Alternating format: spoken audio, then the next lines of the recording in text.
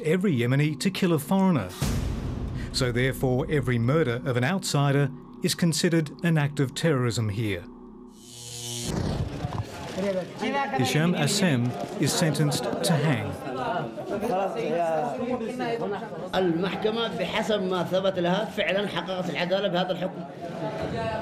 The execution of a terrorist looks good for a nation that has to be seen to be clamping down on extremism. And for good measure, the judge also sentences Anwar al-Awlaki in absentia to 10 years. Jails are full of men and women accused of collaborating with extremist groups. The West has urged this country to be suspicious of its own citizens, perhaps to its own peril. I think that there is a very high risk of radicalizing people by putting them in jail, particularly those where the association is unclear, where they are not operational. I think it's a major problem. Caught up in this uneven, often arbitrary crackdown are foreigners. Are they here to see the sights, search for a deep understanding of their religion, or have they heard the calling of the Pied Piper of Jihad, Anwar al-Awlaki? Some, it seems, have simply disappeared here. Others are under surveillance for just having passed through.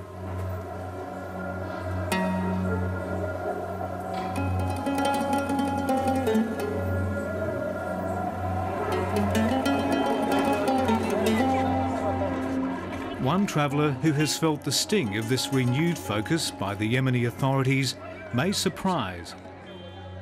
Shiloh Giddens is so protective of her privacy, there are no images of her in the public domain. But we do know this Muslim convert left a broken marriage behind in Australia and arrived here in 2006 with her 2 small children. Yemen offered the chance to teach English and take on Islamic studies. But on a May morning last year, Yemeni security forces came knocking. So the policeman came to her house here? Yes, 2 car policemen. Shiloh Giddens has not and won't discuss her case, but her Yemeni lawyer Abdul Rahman Barman told me she was taken from her apartment for questioning over claimed links with Al-Qaeda. Her children were left behind to fend for themselves. And while she faced interrogation in prison over the next 4 weeks, it was left to him to negotiate through a security cordon outside the apartment to feed the children. وصلت إلى الأطفال وأعطيتهم الطعام والملابس والشوكولاتة والهدايا والماء. Acting on information passing between the FBI and ASIO, the Australian government had told Shiloh Giddens her passport would be cancelled, a move designed to lure her back to Australia. This letter accuses her of being likely to engage in conduct that might prejudice the security of Australia or a foreign country. Her ASIO assessment argued she had an extremist interpretation of Islam. But once tipped off, the Yemeni police got to her first. امرأة عادية كانت تعمل مدرسة وتمارس حياتها العادية الطبيعية، لم يلاحظ كل من عرفها من جيرانها ومن ممن احتكت بهم من طلابها من أولياء أمور الطلاب عليها أي أفكار متطرفة أو معادية لأي جهة. Australian diplomats negotiated Shiloh Giddens' release from prison. She's now back in Australia. But her treatment shows the depth of scrutiny of foreigners in Yemen, where the clampdown is motivated and rewarded by Western intelligence agencies. الحكومة تستفيد من وجود القاعدة للتحصيل على الدعم المالي الذي يأتي من الأمريكان ومن الغرب، وبذلك تظل الحكومة اليمنية تضخم. We have no evidence that Shiloh Giddens was involved with extremist groups, but regardless of whether she knew Anwar al-Awlaki, he was aware of her. In an internet speech last November, Anwar al-Awlaki condemned authorities for their treatment of Shiloh Giddens.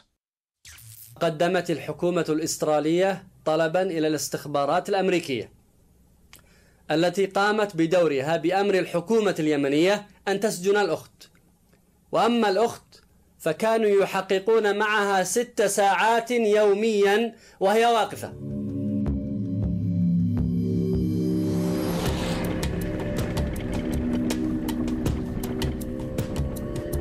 Yemen is at war with itself on many fronts and is keen to show us its troops in training. There's a rebellion in the north of the country, an uprising in the south. And Yemen's long-serving presidential strongman now has the beginnings of a popular uprising to worry about.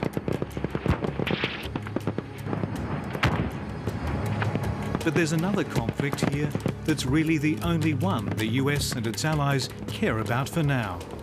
Al-Qaeda in the Arabian Peninsula has taken root in the desert here, often collaborating with tribal chiefs to establish its training camps.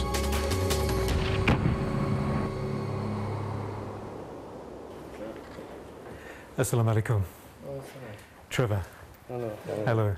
Leading this country's war against Al-Qaeda is Brigadier General Yahya Saleh, nephew of the president. We are open country to all tourists, and we cannot check who is tourist, who is terrorist, and until we find out through our intelligence agencies or through the cooperation between different intelligence agencies in different countries. Do you think it's possible or likely that there are Australians here, members of Al-Qaeda, in these camps?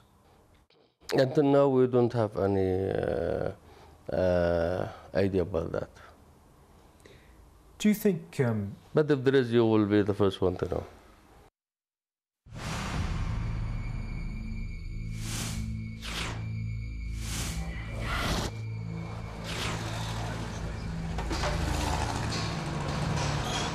The trail of the Australian jihadis has taken us on a detour to the Lebanese capital, Beirut.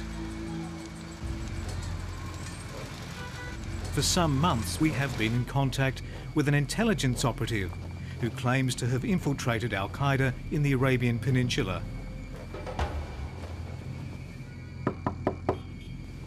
Samir, we'll call him, met me in a hotel to recount his experiences. Assalamu alaikum. Alaikum assalam. Kif halak? Samir's account undercover is explosive. But so highly sensitive and dangerous is his job, we're using an actor to convey precisely what he told me. So, I want to show you the first camp.